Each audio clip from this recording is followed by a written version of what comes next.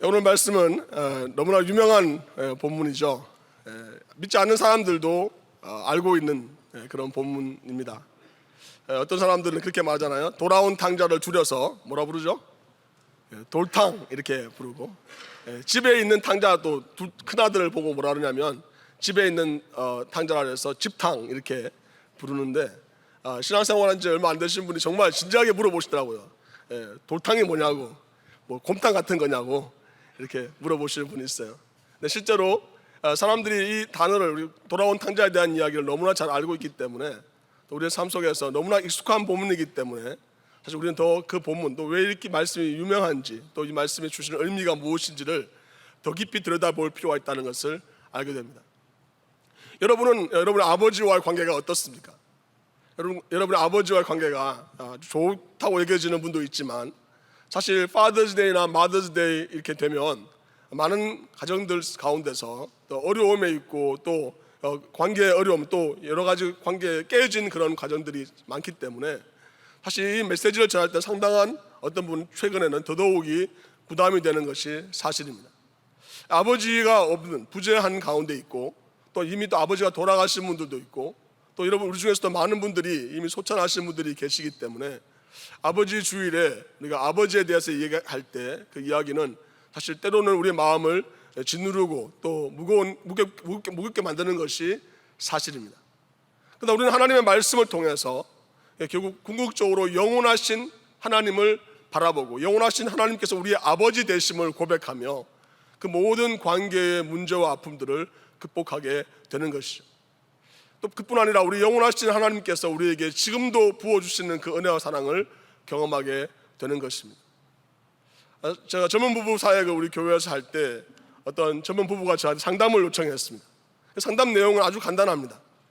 자기는 하나님께서 자기의 삶 속에서 어떤 문제가 있고 어려움이 있을 때 하나님께서 역사하시고 그 문제를 해결해 주시는 분이시라는 것을 너무나 분명히 믿고 있는데, 문제는 무엇이냐면 일상 가운데 매일매일의 삶 속에서 하나님 나와 항상 함께 있다고 하는 그 말에 대해서는 사실 솔직히 잘 믿어지지 않고 잘 받아들이지 않는다는 그런 고민이었습니다. 일상 가운데서 하나님을 누리고 하나님과 즐거워하고 하나님을 기뻐하는 그런 삶을 살고 싶은데, 일상 가운데서는 도무지 그것이 안 된다는 거예요. 제가 질문을 했습니다. 집사님은 지금은 타주로 가셨는데, 집사님은 아버지와의 관계가 어떻습니까? 이렇게 질문을 했는데 그분이 한 1, 2분 동안 아무 대답을 하지 않고 있더라고요. 그러면서 하시는 말씀이 뭐냐면, 자기가 5형제인데 위에 4명이 있죠. 근데 자기 막내 형이 자기하고 10살이 차이 나는 거예요. 가장 큰 형하고 자기하고 나이 차이가 20살이 차이 난답니다. 그러니까 아버지의 연세가, 자기가 사실은 아버지를 만나서 다른 사람들과 대화하고 이렇게 소개하고 싶지만 같이 모시고 나가거나 함께 나가면 사람들이 약간 할아버지와 온 같은 그런 느낌이 들어서 약간 부끄러웠다고 합니다.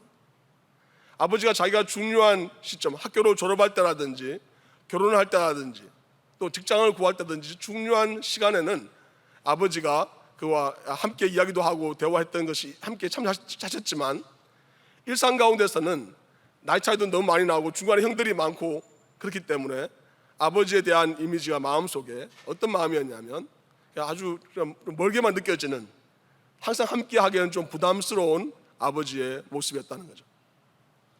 여러분, 우리가 하나님을 아버지라고 고백하기 때문에 우리의 신앙생활에 있어서 많은 경우 우리 아버지와의 관계와 같이 연결되어서 하나님을 우리가 바라보는 그런 이미지가 우리 안에 있는 것을 봅니다.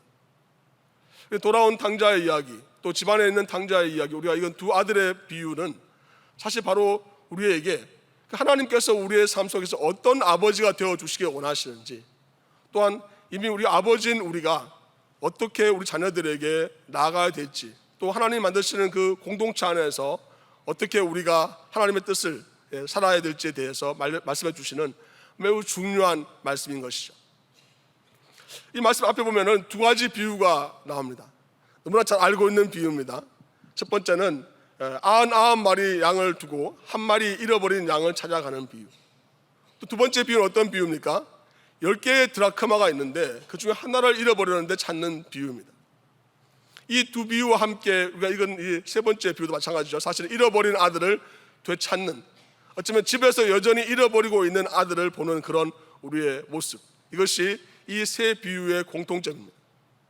또 이 세 비유에 또 중요한 공통점이 있다면요, 첫 번째 비유와 두 번째 비유, 세 번째 비유 다가 반복적으로 나오는 중요한 단어가 있는데, 그것은 무엇이냐면 잃었다가 다시 찾았을 뿐만 아니라 그 찾은 것으로 인하여 즐거워하고 기뻐한다는 내용이죠. 즐거워하고 기뻐하는 정도가 끝나지 않았어요. 양을 찾은 다음에 그들은 주위에 있는 사람들을 불러 모아서 뭐 하죠?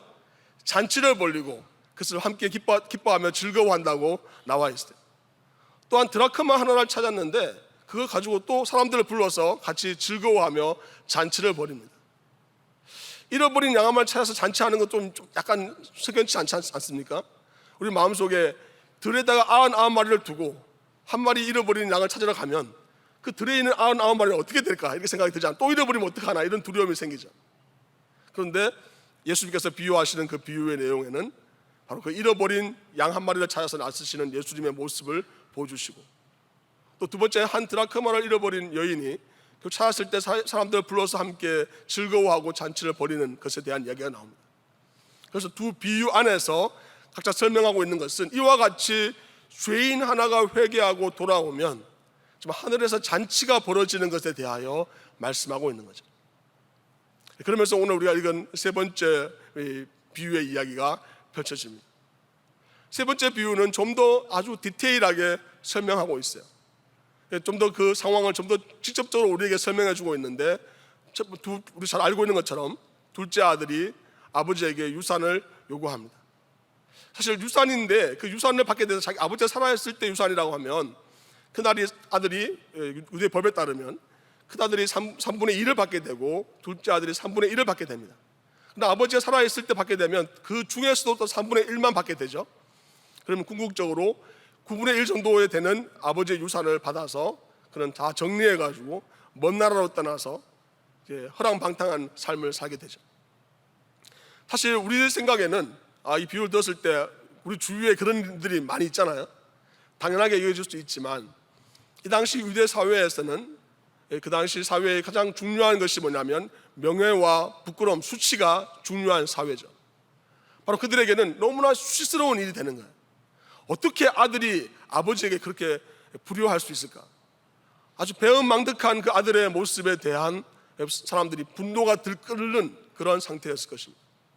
이 말을 그 당시에 유대인들이 듣게 되었을 때는 그 아들에 대해서 아주 증오하는 마음, 미운 마음들이 막 불일 듯 했을 것입니다.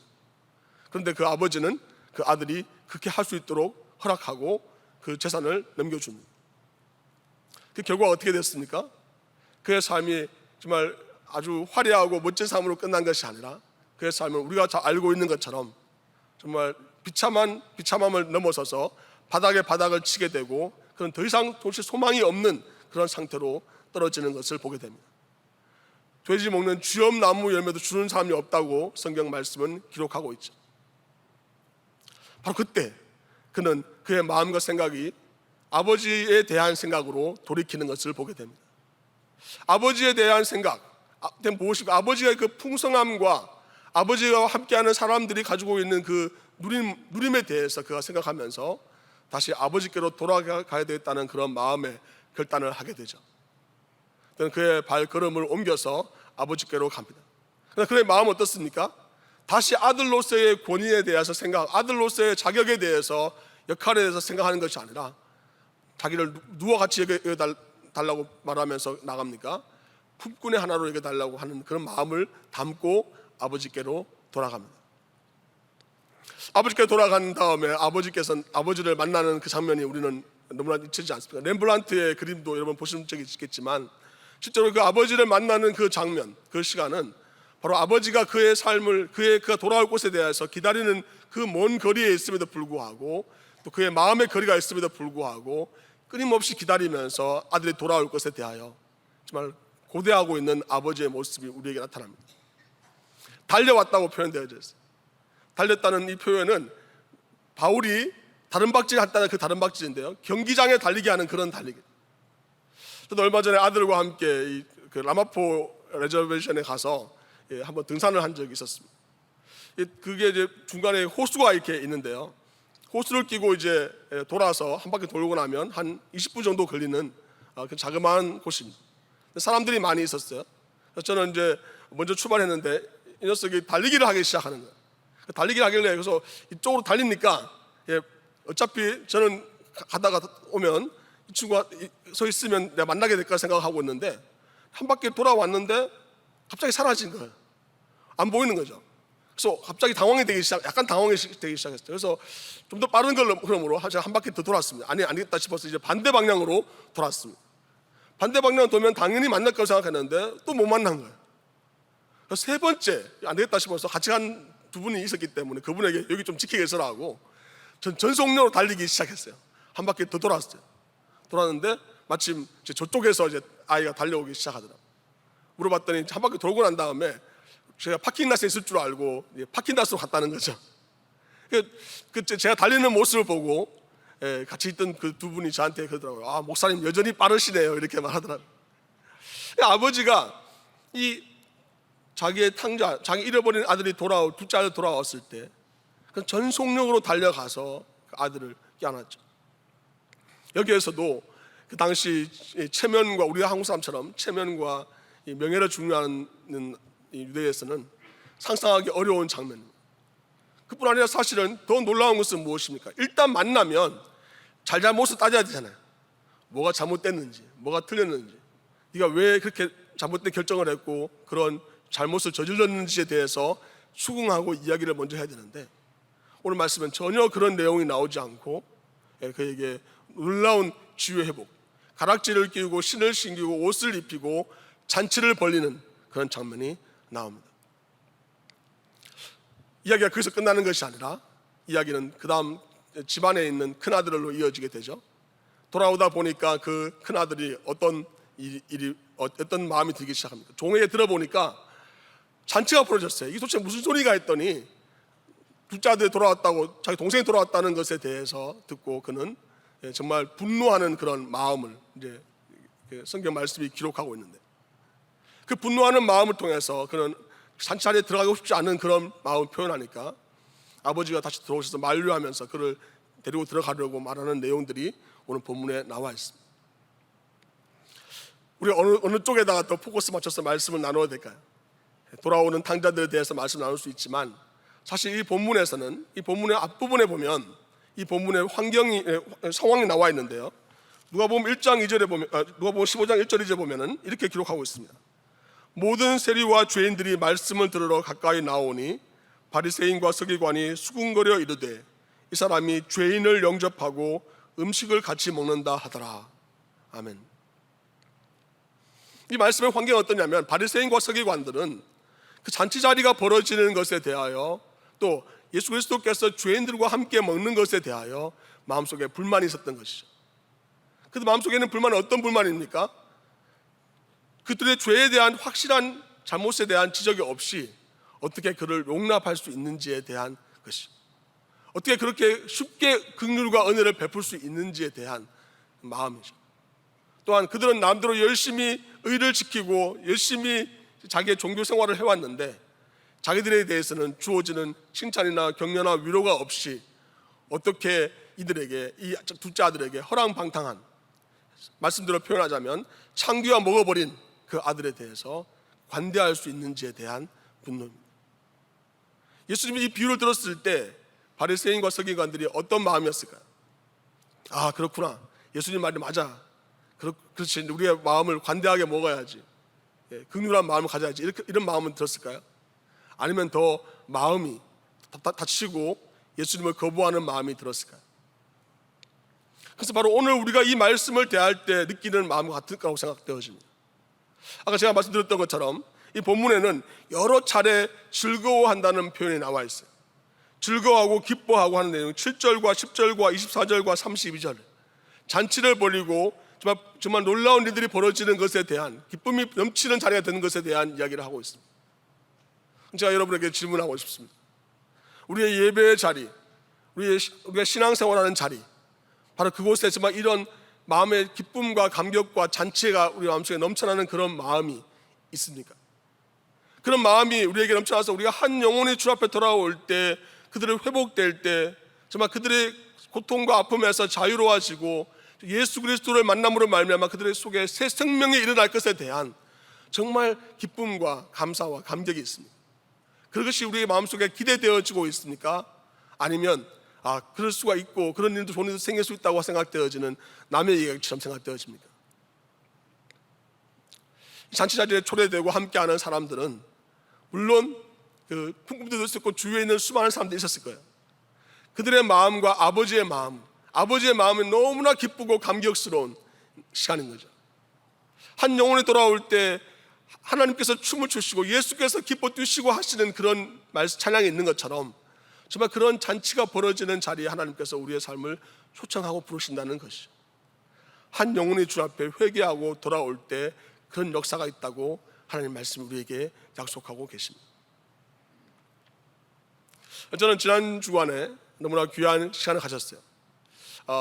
제 신학교 원사님이신데요. 왜냐하면 제가 구약을 MA를 했는데 그때 같이 있던 분이 닥터 위드빈이라는 분이신데 지도 교수님이셨지만 또 MDB까지 하는 동안에 그분하고 많은 클래스를 들을 수 있게 되었습니다.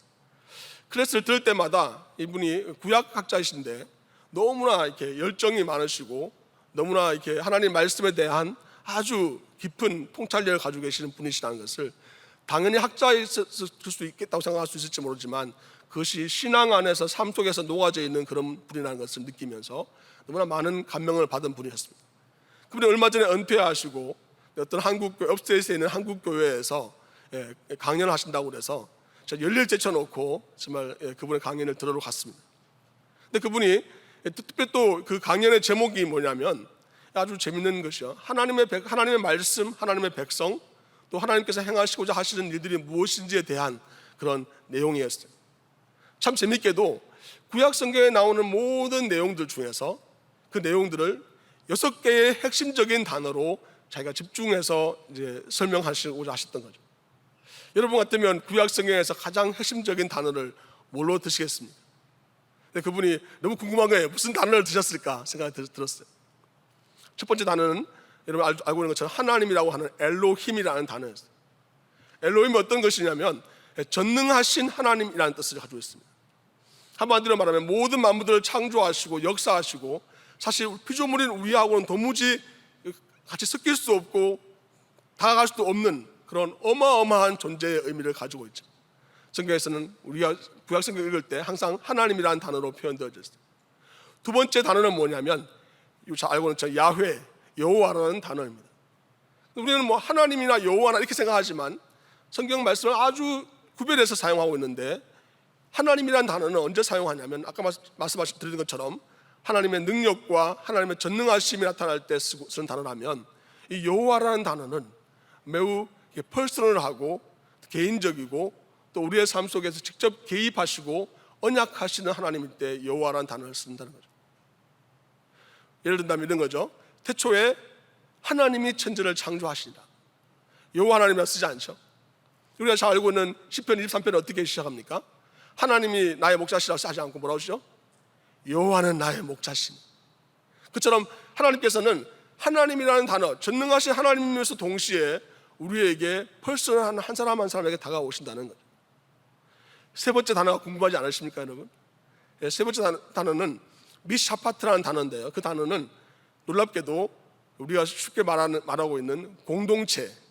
그분은 공동체라는 말이 너무 우리가 익숙해져 있기 때문에 소사이어티, 사회라는 단어를 표현하셨어요. 하나님께서는 그 하나님 되시고 퍼스널한 관계를 가지셔서 우리로 하여금 우리의 관계 가운데 역사하시는 아버지와 아들과의 관계를 역사하시고 형제와 형제의 관계를 역사하시고 또 자매와 자매와의 관계를 역사하시고 그 가운데 역사하시는 하나님으로서 우리에게 나타나신다는 거죠. 그래서 그 미샤파트라는 단어, 공동체, 국가, 민족, 사회 다 포함할 수 있는 그 단어의 중요성에 대해서 말씀했습니다. 근데 그 다음에 단어는 또 세 가지를 말씀하셨는데 그것이 뭐냐면 첫 번째는 아바드라는 단어인데 그것은 일, 노력하는 일 같은 것들을 의미하는데 그것은 바로 우리가 살아가는 모든 행위들을 이야기할 수 있죠. 그래서 관계 가운데서 우리가 하는 행위를 통해서 다른 사람들을 세우고 내가 먹고 살아가고 또 다른 사람들을 먹이는 모든 과정들을 우리는 아바드라는 단어를 사용할 수 있습니다. 그 다음 단어는 무엇이냐면 쯔데카라는 단어인데요. 쯔데카라는 단어는 righteousness라는 단어입니다. 그 일로만 이루어져서 안 되고 그것이 옳음, 하나님께서 원하시는 뜻이 이루어져야 된다는 것에 대하여 말씀해주고 있는 단어입니다. 그 쯔데카라는 단어는 바로 우리로 삶 속에서 그냥 일상적인 일이 아니라 의도적이고 적극적으로 행해야 되는 일이 있다는 거죠. 예를 든다면 우리가 고통 중에 있고 어려움 중에 있는 사람들에 대하여 다가가서 도와주고 섬기는 일, 의도와 적극성을 가지고 있지 않으면 할 수 없는 그 일을 행하는 것이 하나님의 백성들이 해야 될 일이라는 거죠. 그것은 아바드를 넘어서서 하나님의 의가 이루어지는 것이라는 겁니다. 마지막 6번째 단어가 뭘까요? 사실 아까 우리가 성가대에 내려가면서 찬양했던 바로 그 찬양 가사 안에 들어가 있는 내용인데요. 여호와의 인자하심이 크고 크도다. 인자란 말로 표현되기도 하고 사랑이라는 말로 표현되어지는 헤세드라는 단어입니다. 바로 그 헤세드라는 단어가 바로 우리의 삶 속에서 하나님께서 우리가 도무지 받을 수 있는 자격이 없는데 주어지는, 도무지 우리가 받을 수, 누릴 수 있는 그런 우리 자격이 주어지지 않는데도 불구하고 주어지는 하나님의 크신 사랑이죠. 찬양한 것처럼 하나님의 그 인자하심과 하나님의 그 사랑이 너무나 크기 때문에 바로 우리가 이 자리에 있는 것이 아닙니까? 도무지 받을 수 있는 예수 그리스도의 은혜를 받을 수 있는 자격이 전혀 없는 우리에게 주어진 바로 그 은혜가, 그 사랑이 우리에게 있기 때문에 바로 우리가 이 땅을 살아갈 수 있는 것이 아닙니다.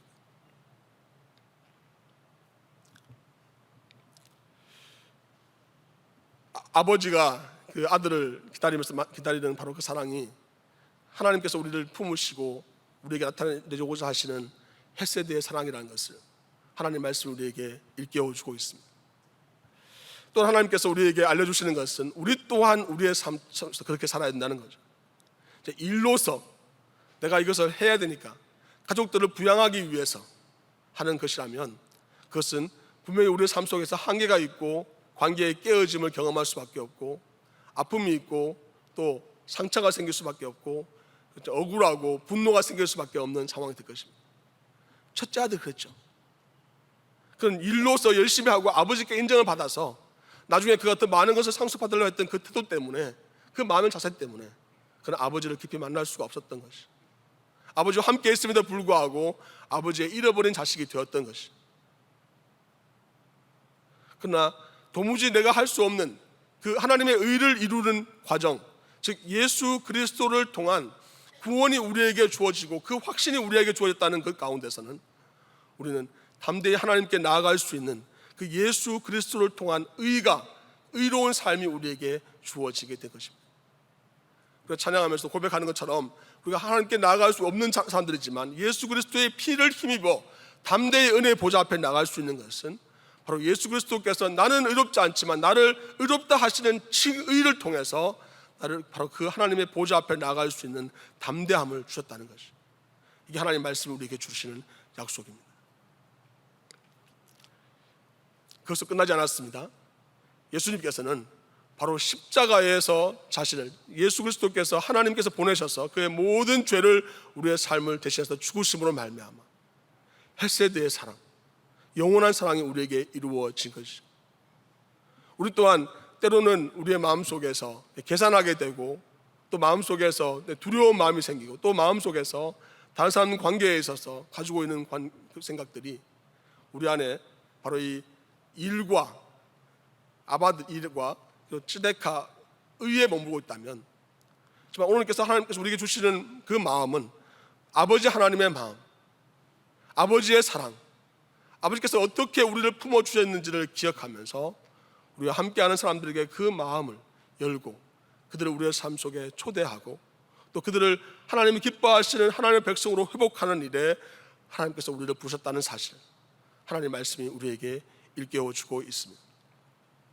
하나님 사랑하시는 귀한 하나님의 백성 여러분, 이 말씀을 읽으면서 여러분은 어떤 아들입니까? 여전히 둘째 아들이라면 정말 웰컴합니다. 여러분 환영합니다. 주님께서 우리의 모든 죄를 사하시고 우리를 하나님의 자녀가 되는 권세를 주셨습니다.